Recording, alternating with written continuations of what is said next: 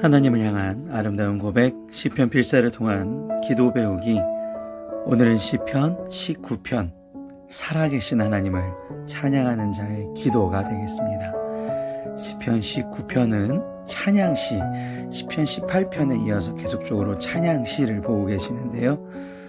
살아계신 하나님을 찬양한 자의 기도는 우선 크게 두 가지로 보실 수가 있는데, 상반절에는 창조를 통한 하나님의 영광을 찬양하면서 모든 사람들이 공감할 수 있는 이런 일반적 계시, 하나님이 사람에게 하시는 일반적 계시를 보실 수가 있는 것이고요. 두 번째는 하나님의 율법을 찬양하는 부분이 나오는데, 그 7절부터 14절은 하나님의 백성이 절대적인 진리를 받아들이는 특별적 계시, 그래서 이제 여기서 율법이 나오게 되는 것입니다.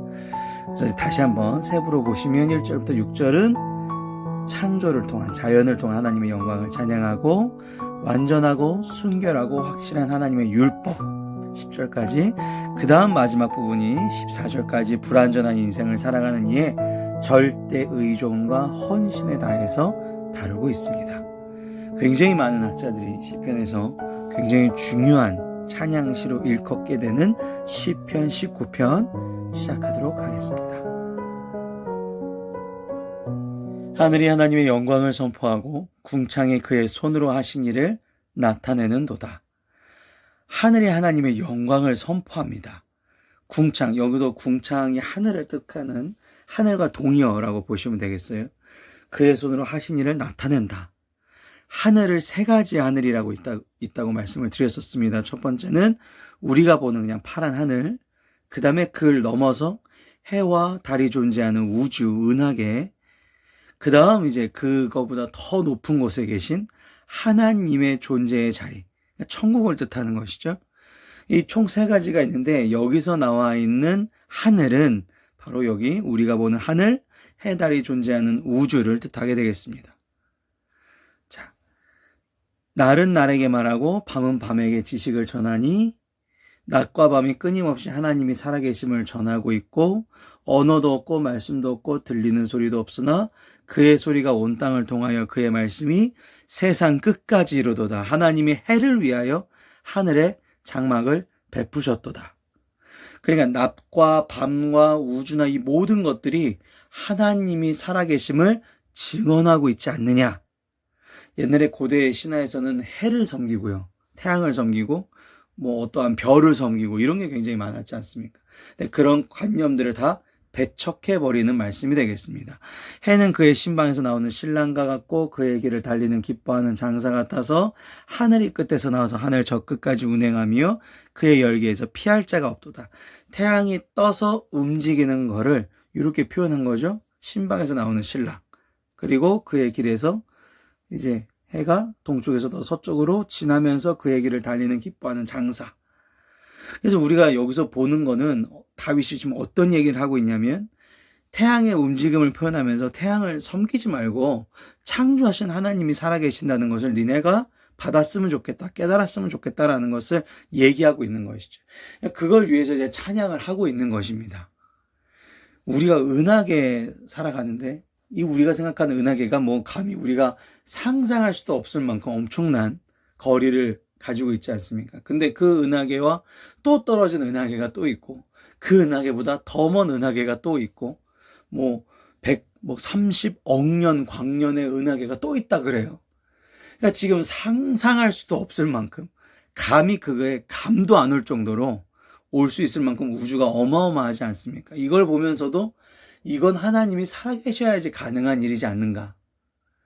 그러니까 제가 전에도 한번 말씀드렸지만, 지구의 인생 자체를 보면 지구라는 변에서 인간이 머무는 순간은 정말 지금 찰나의 순간인데, 그 순간에서 우리가 생각하는 것들이, 옳다고 주장하는 것들이 과연 말이 되는가라는 걸 얘기하고 있습니다. 자, 그래서 자연 창조를 통한 하나님의 영광을 보셨고요.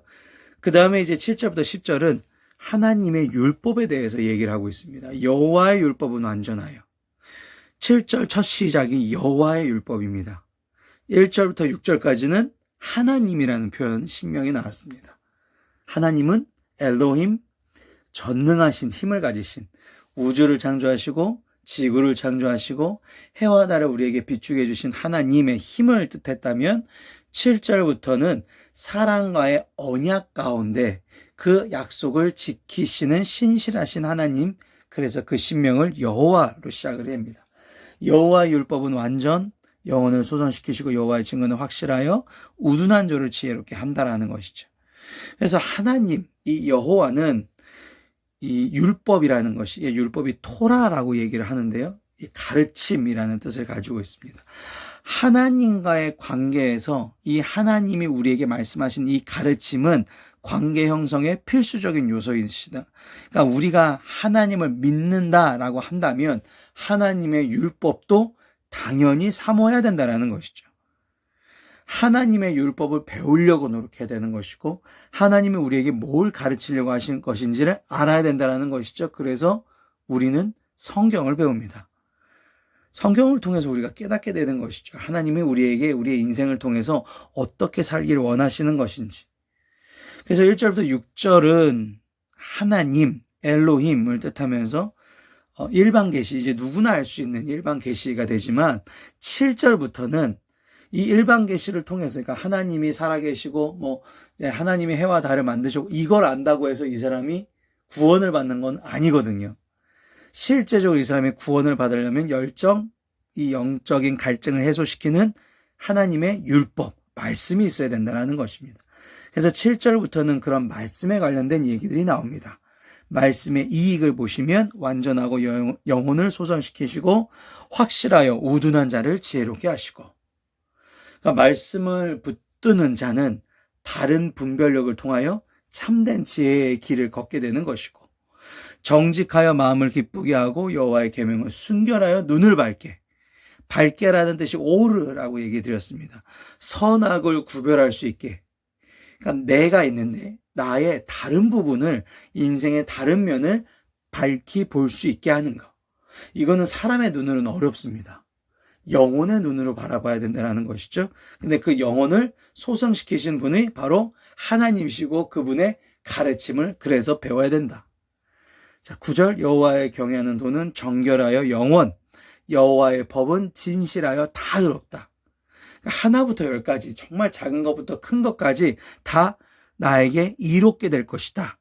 그래서 율법은, 토라는 인간의 삶의 기초가 되는 것이고, 하나님이 우리를 가르치시는 그 가르침은 우리에게 인생에 있어서 축복되는 것이고, 당연히 그 축복을 얻기 위해 인간이 절실히 간구해야 되는 것이다 라는 것입니다. 하나님의 말씀을 받는 거 어려운 일입니다.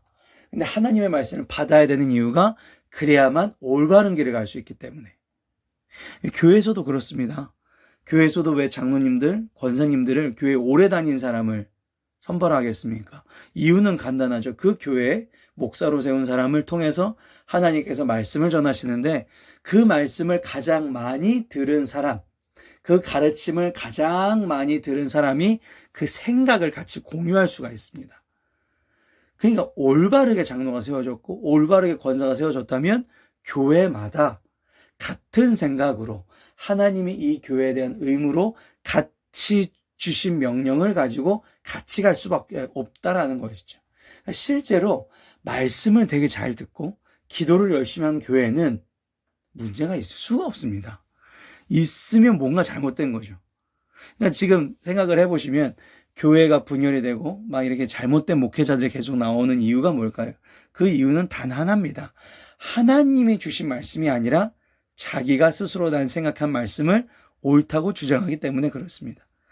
하나님의 율법, 이 말씀이라는 것은 하나님이 주시는 말씀을 가지고 올바르게 해석되어서 그것이 그 사람의 삶의 기초가 될 수 있게끔, 그 사람의 욕심이 아니라 하나님이 원하시는 그 사명을 이루는 교회, 그것이 가장 중요한 일이 되겠습니다.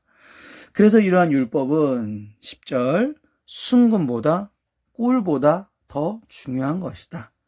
자, 11절부터 14절입니다. 불완전한 인생, 사람은 불완전한 인생이죠.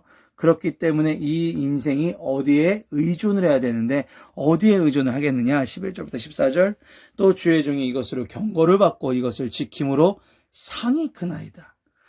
하나님의 은혜로 구원받은 백성이 하나님의 말씀 토라에 순종하면서 얻어지는 축복에 대해서 얘기하고 있습니다.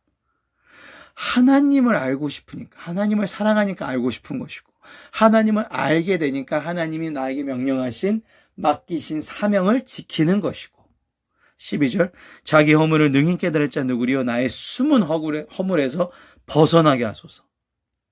이 12절을 여러분 많이 들어보셨을 겁니다. 옛날에 우리 이렇게 좀 나이가 있으신 권사님들이나 장로님들이 기도할 때 보면 그러잖아요. 우리가 알고 지은 죄, 모르고 지은 죄 이렇게 다 용서해 주시옵소서. 그게 이제 12절, 13절에 나옵니다. 자기가 깨닫지도 못한 죄에서도 용서하실 것을 구하는 사제의 기도가 되겠습니다. 그러니까 자기 죄를, 자기 허물을 완벽하게 깨달을 자가 누구냐라는 것이에요. 그래서 나의 숨은 허물에서 내가 죄를 볼 수 있게 오르 밝혀주시는 것인데, 13절 또 주의 종에게 고의로 죄를 짓지 말게 하사 그 죄가 나를 주장하지 못하게 하소서. 그리하면 내가 정직하여 큰 죄가에서 벗어나나이다. 사람이 부족합니다. 그렇기 때문에 죄를 짓죠. 부족하기 때문에 죄를 짓는 거예요. 완전하면 죄를 지을 수가 없습니다. 부족하기 때문에 내가 누군가에게 정신이 빼앗기고 정말 선악과를 먹어야지 건강해질 수 있다. 이 세상을 통치할 수 있다. 그런 말도 안 되는 말에 홀리게 되는 것인데, 그런 분별력이 없는 부족한 인간이 자기의 한계를 인정하면서 죄에 대해서, 죄에 속하는 것에 대해서 자유를 갈망하게 되는 것입니다. 이게 되게 어려운 일인 거죠. 내가 완전하지 않은데 어떻게 죄에서 자유롭게 돼요? 그래서 우리 찬송가가 있죠. 죄에서 자유를 얻게 함은, 그 다음 뭐죠? 보혈의 능력, 예수 그리스도. 예수 그리스도께서 우리를 위해서 이 땅에 목숨을 바치시고 어떻게 하셨죠? 우리에게 성령님을 허락하실 수 있는 통로를 열려주신 거죠. 그러니까 내가 부족하기 때문에 내가 알지 못하는 것, 내가 마땅히 구할 거를 나는 구하지도 못할 정도로 부족한데, 성령님께서 나를 통해서 어떻게 해주시는 거예요?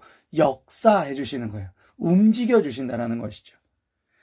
그러니까 나는 부족하니까 예수님을 통해서 성령님이 오게 해주셔서 성령님을 통해서 하나님이 나를 만드신 그 길에 순종하게 하실 수 있다. 그 기도를 지금 하고 있는 겁니다. 그래서 12절, 13절은 내가 알고 지은 죄를 계속적으로 짓지 않게끔 내가 성령님의 인도를 받게 해 주시옵소서. 그리고 성령님을 통해서 내가 모르고 지은 죄도 밝히 보여 주시옵소서. 14절. 그래서 결론이 나의 반석이 나옵니다.